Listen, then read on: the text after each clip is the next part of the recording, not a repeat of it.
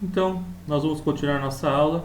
Estamos na apostilinha 2, módulo 8, página 33, Vida e Evolução, Origem e Evolução dos Seres Vivos. Nós vamos começar a falar sobre o método científico.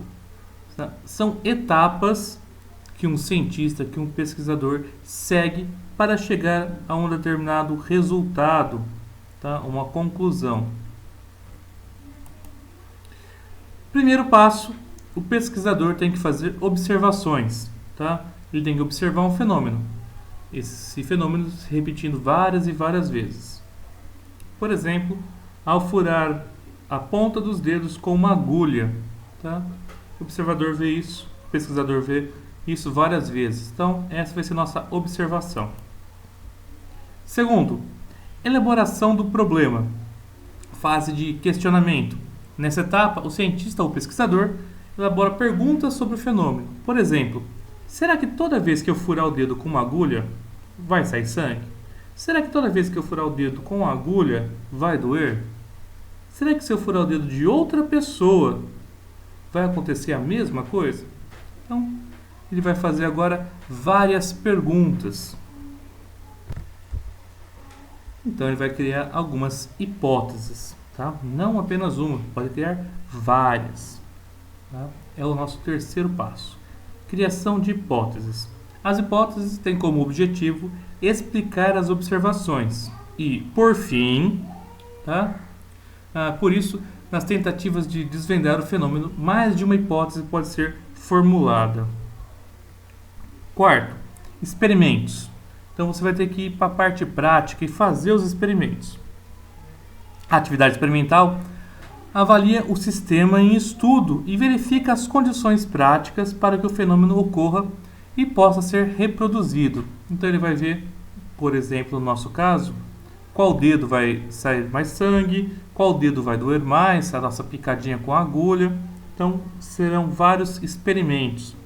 À medida que os experimentos são realizados, as evidências são reunidas e as hipóteses são colocadas à prova, se realmente vai acontecer isso. Tá? Quinto passo, resultados. Então, depois que você fez os seus experimentos, você vai pegar os resultados. A reunião dos dados obtidos juntamente com a interpretação, tá, vão validar as suas informações, justificando sua hipótese, tá, que explica o fenômeno.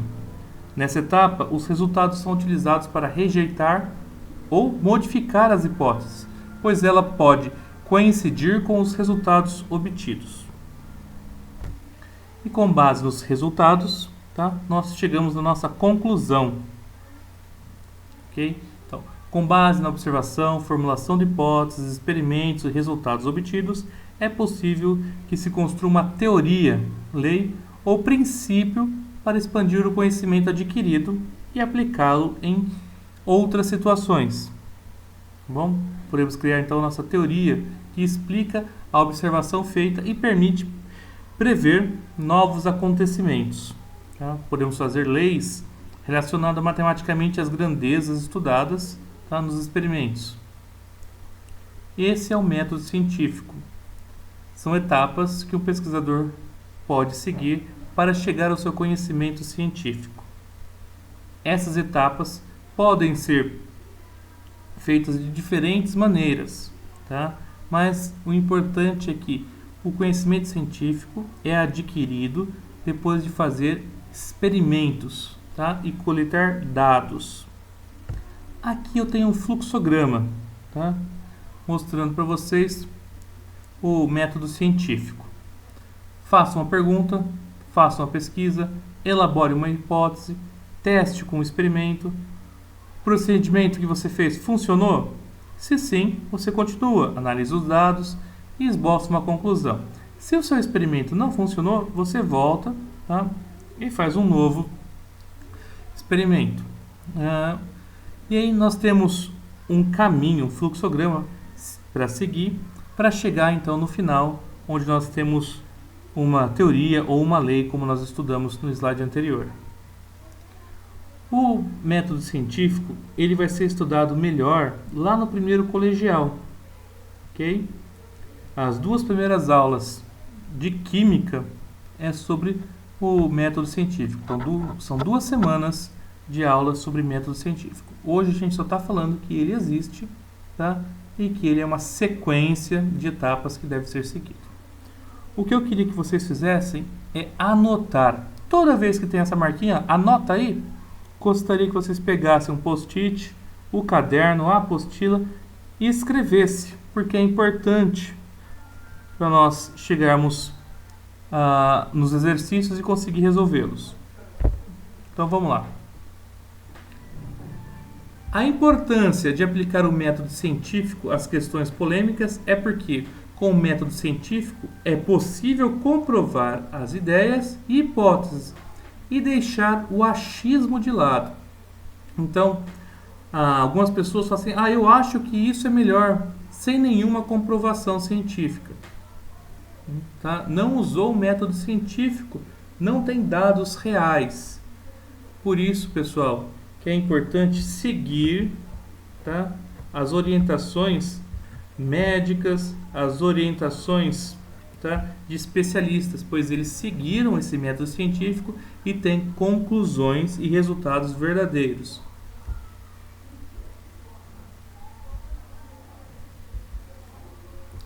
Estamos na página 33.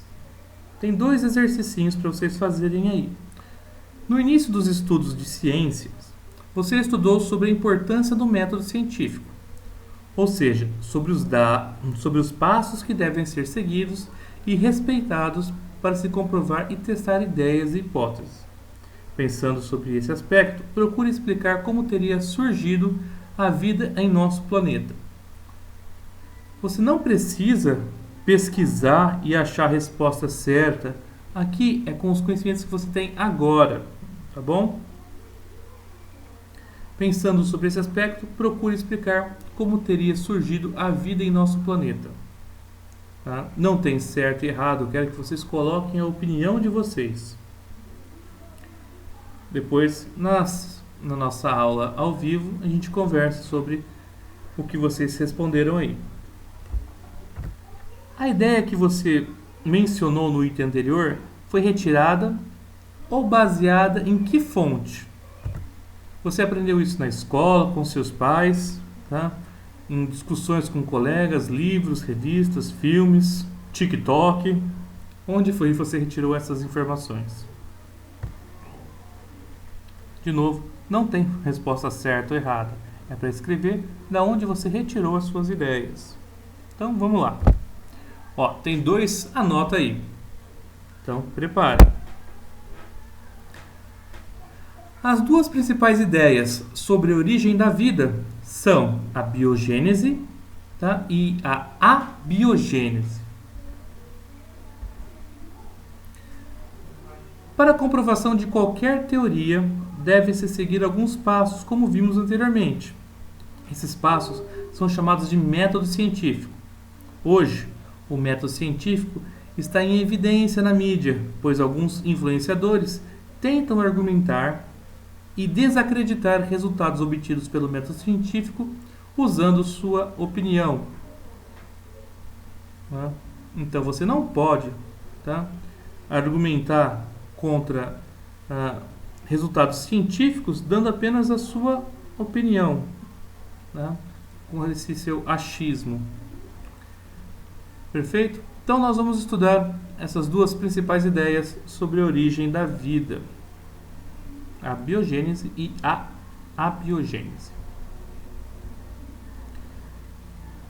Biogênese e abiogênese. Experimentos, tá, que os cientistas e pesquisadores fizeram para chegar às suas conclusões a respeito da biogênese e da abiogênese.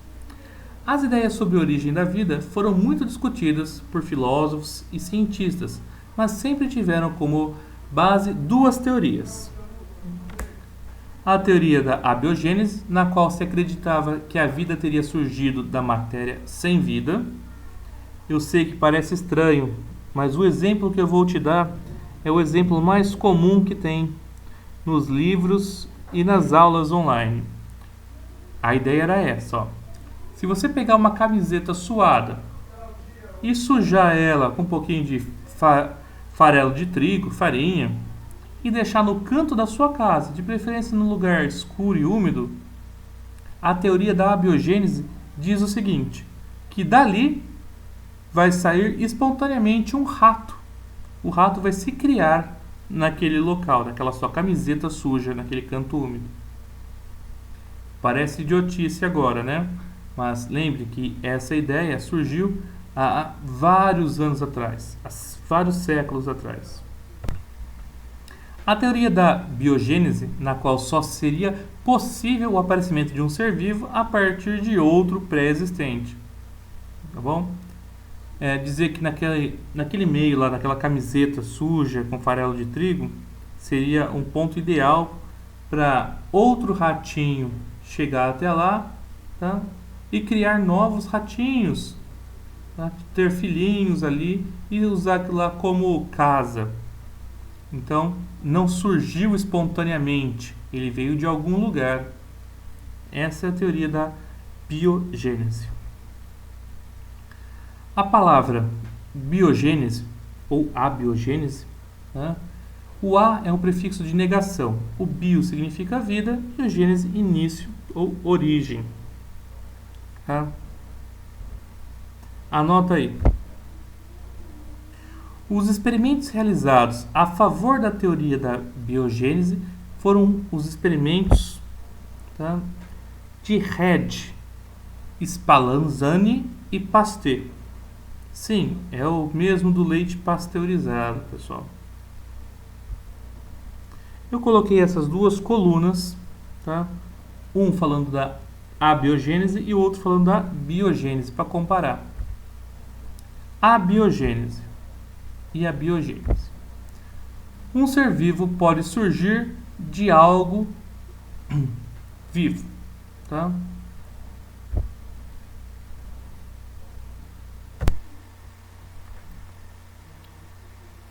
Então, carne em putrefação possui uma força vital para surgir larvas. Essa é a ideia, pessoal. Como eu falei para vocês, aquela camiseta com farelo de trigo teria uma força vital para surgir espontaneamente um rato ali. Ou, outro exemplo, é essa carne em putrefação, onde essa carne possui uma força vital para que essas larvas surjam do nada. Ela foi defendida primeiro por Anaximandro, na Grécia, por volta de 610 a.C., e Aristóteles, por volta de 380 a.C. Tá? Parece estranho, mas era a explicação que eles podiam dar. Nós temos que dar crédito a eles, porque anteriormente ninguém tinha pensado como surgia a vida. Tá? Eles foram os primeiros a trabalhar com essa hipótese.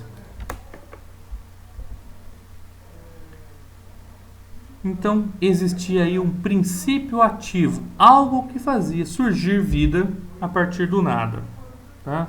A partir de uma matéria não viva. Agora, vamos falar da biogênese. Um ser vivo só surge a partir de outro já pré-existente. Exemplo: carne em putrefação é o meio adequado para que as moscas depositem seus ovos e assim surgem as larvas, tá? Foi a ideia defendida por Redd. Ele fez o seguinte: ele pegou 2 frascos, colocou essa carne dentro e um deles ele tampou com uma gaze. Significa então que os insetos, as moscas, não conseguiam entrar nesse frasco por causa da gaze. E o que aconteceu depois de um certo tempo? Percebeu-se que só surgiu larvas, tá, no frasco aberto, mostrando então que não existe algo na carne, esse tal princípio ativo, essa força vital, que faz com que brote mosca. A mosca vem de outro ser vivo, as larvas vêm de outro ser vivo. de uma mosca que passou por ali. Anota aí, pessoal. O principal argumento utilizado por alguns cientistas para contestar o experimento de Red, que é esse que a gente acabou de falar sobre das moscas, tá? Foi afirmar que as moscas poderiam não ter sido geradas a partir da carne. Eles concordam. Tá, tudo bem, com o seu experimento a gente entende. As moscas não foram geradas a partir da carne, mas organismos menores são gerados espontaneamente.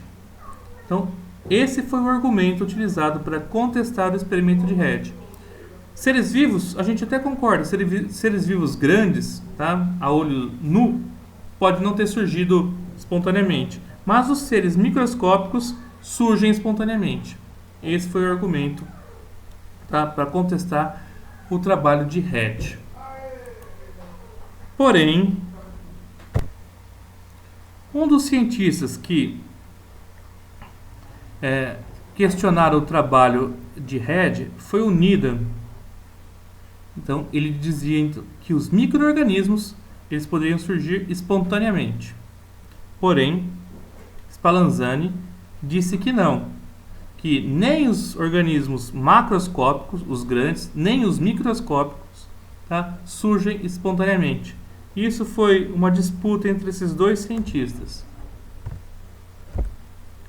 Até que alguns anos depois, Pasteur fez um novo experimento, tá, e conseguiu mostrar para os seguidores de Needham que realmente a abiogênese não tem sentido, que o que ocorre na verdade é a biogênese.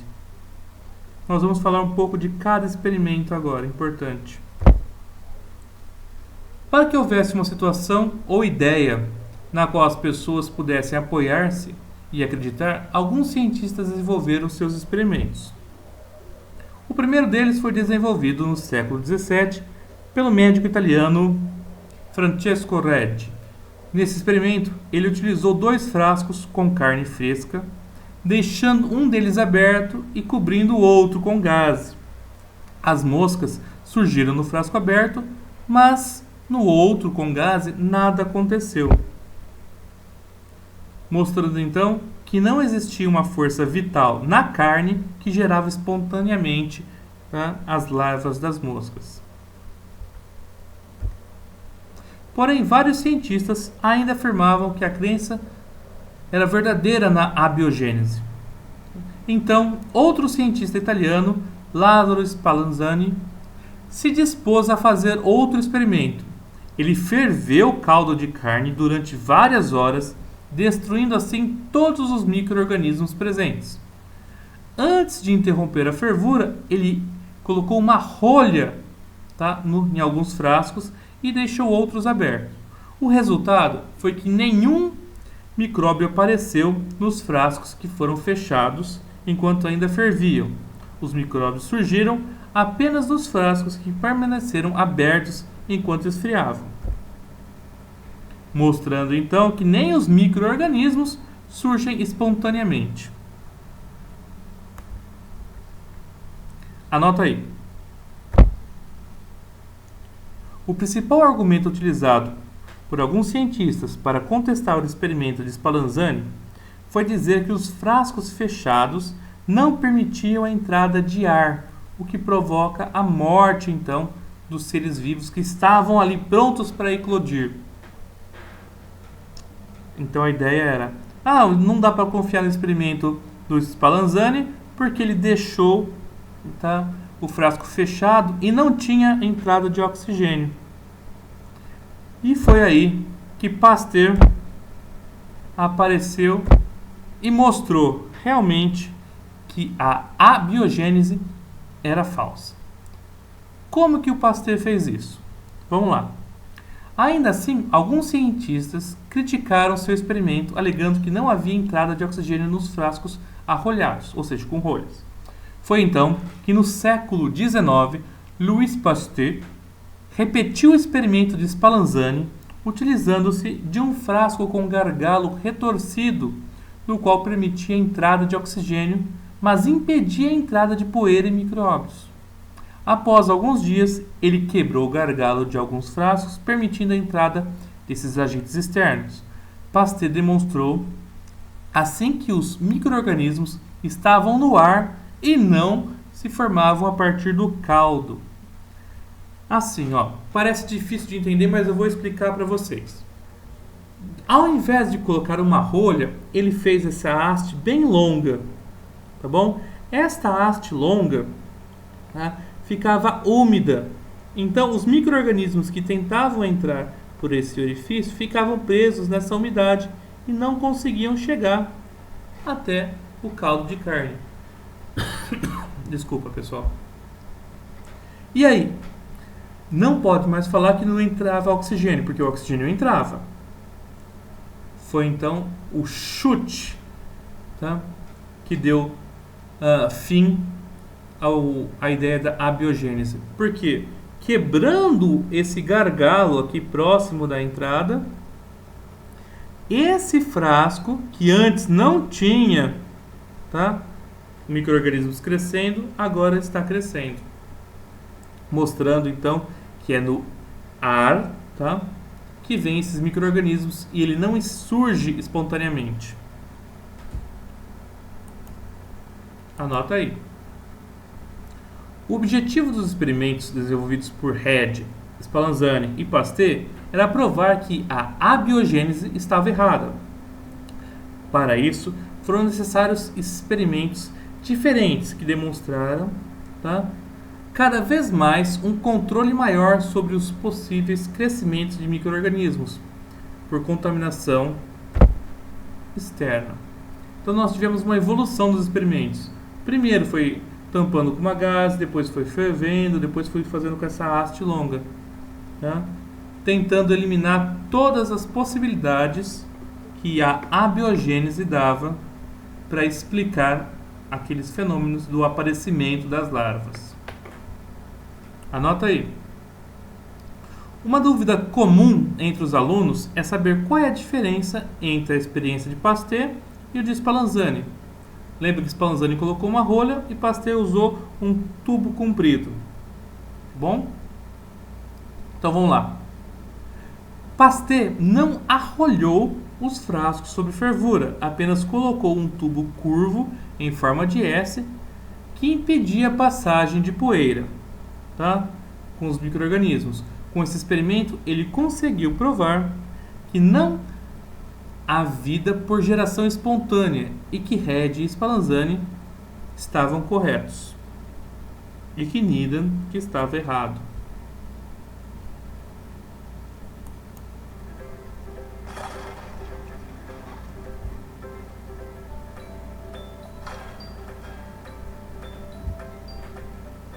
Vamos fazer exercícios então. Estamos na página 37, pessoal. Qual a importância de aplicar o método científico às questões que causam polêmica e divergências ideológicas? Tá? Qual que é a importância de aplicar o método científico?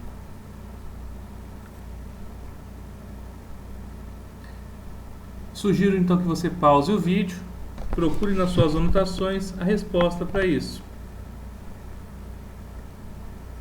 O método científico comprova suas ideias e hipóteses, tá, com experimentos. Exercício 2. Explique as teorias da biogênese e da abiogênese.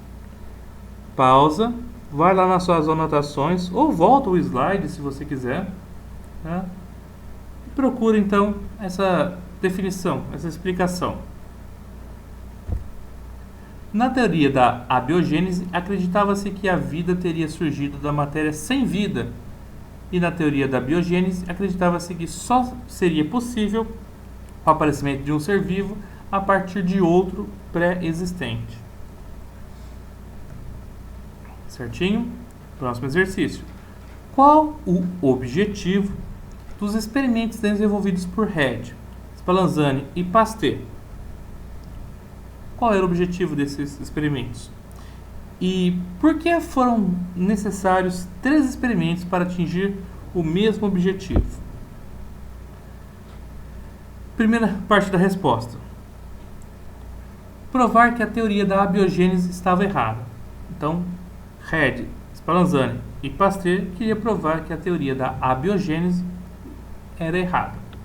Foram necessários esses experimentos diferentes, tá, que demonstravam maior controle sobre o possível crescimento de micro-organismos, tá, com a evolução da ciência, tá, e com a facilidade de trabalhar então com esses vidros. Pasteur, tá, com mais tecnologia, conseguiu fazer um experimento mais completo, mostrando que a ideia da abiogênese é errada. Vamos para a página 61 agora. Ok? Quais as duas principais ideias sobre a origem da vida? A gente começou lá no início do slide. Eu mostrei para vocês. Teoria da biogênese e da abiogênese. Para a comprovação de qualquer teoria, devem ser seguidos alguns importantes passos a fim de que não fiquem dúvidas sobre o que foi proposto. Como é denominado essa sequência de procedimentos?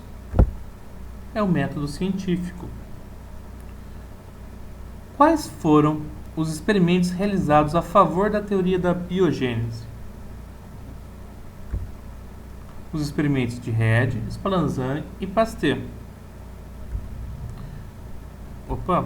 Quais os argumentos utilizados por alguns cientistas para contestar o experimento de Red? Eles afirmavam que as moscas poderiam não ser geradas a partir da carne, mas os micro-organismos, eles sim, poderiam ser originados a partir da carne. Em relação ao experimento de Spallanzani, quais os argumentos utilizados por alguns cientistas para contestá-lo? Lembra que os frascos no experimento de Spallanzani estavam fechados, tá? Então, os cientistas que contestavam o experimento de Spallanzani diziam que por estar fechados não tinha oxigênio e era por isso que a vida não surgia do nada.